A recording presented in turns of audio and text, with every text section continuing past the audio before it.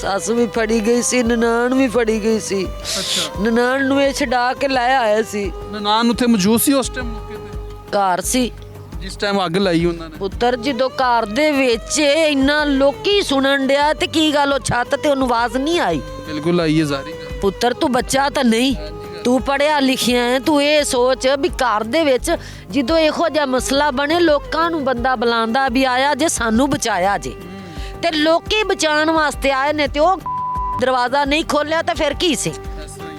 ਤੇ ਪੁਲਿਸ ਨੇ ਉਹ ਨਨਾਣ ਛੱਡ ਦਿੱਤੀ ਹੈ? ਪੁਲਿਸ ਨੇ ਨਨਾਣ ਛੱਡ ਦਿੱਤੀ ਸੀ।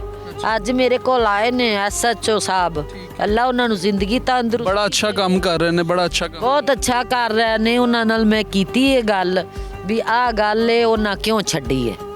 ਠੀਕ ਹੈ, ਉਹਨਾਂ ਕਹਾ ਮਾਂ ਮੇਰੀਏ ਤੂੰ ਮੇਰੀ ਮਾਂ ਹੈ, ਉਹ ਸਾਡੀ ਭੈਣ ਨੇ, ਆਣਾ ਤਾਂ ਉਹਨੇ ਨਹੀਂ, ਬਰਲ ਅਸੀਂ ਤੇਰੇ ਨਾਲ ਪੂਰਾ ਤਾਵਨ ਕਰਾਂਗੇ, ਅਸੀਂ ਤੈਨੂੰ ਇਨਸਾਫ ਤੈਨੂੰ ਚਾਹੀਦਾ, ਤੈਨੂੰ ਇਨਸਾਫ ਲੈ ਕੇ ਦੇਵਾਂਗੇ।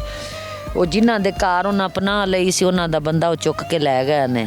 ਸੁਣਨ ਚਾਹੀ ਵੀ ਉਹਦਾ ਭਰਾ ਵੀ ਫੜਿਆ ਗਿਆ। ਠੀਕ ਹੈ। ਹਾਂ ਮਾਂ ਜੀ, ਕੋਈ ਮੁਤਾਲਬਾ ਕਰਨਾ ਚਾਹੁੰਦੇ ਹੋ ਵਜ਼ੀਰ ਆਲਾ ਪੰਜਾਬ ਮਰੀਮ ਨਵਾਜ਼ ਸਾਹਿਬ ਅੱਗੇ? ਕੋਈ ਮੁਤਾਲਬਾ ਕਰਨਾ ਚਾਹੁੰਦੇ ਹੋ?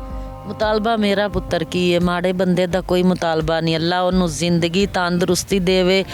ਮੈਂ ਤਾਂ ਉਹਦੀ ਅੱਗੇ ਹੀ ਬੜੀ ਸ਼ੁਕਰਗੁਜ਼ਾਰ ਹਾਂ ਪੁੱਤਰ। ਮੈਂ 15 ਲੱਖ ਰੁਪਈਆ ਲੈ ਕੇ ਮੈਂ ਆਪਣੀ ਛੱਤ ਬਣਾਈ ਏ। ਅਸੀਂ ਪੁੱਤਰ ਸਾਰੀ ਉਮਰਾਂ ਨਹੀਂ ਸੀ ਬਣਾ ਸਕਦੇ। ਮੈਂ ਮਾਂ ਸਦਕੇ ਪੈਸੇ ਲੈ, ਥੋੜ੍ਹੇ ਦਿਨਾਂ ਬਾਅਦ ਮੇਰਾ ਬੰਦਾ ਫੌਤ ਹੋ ਗਿਆ।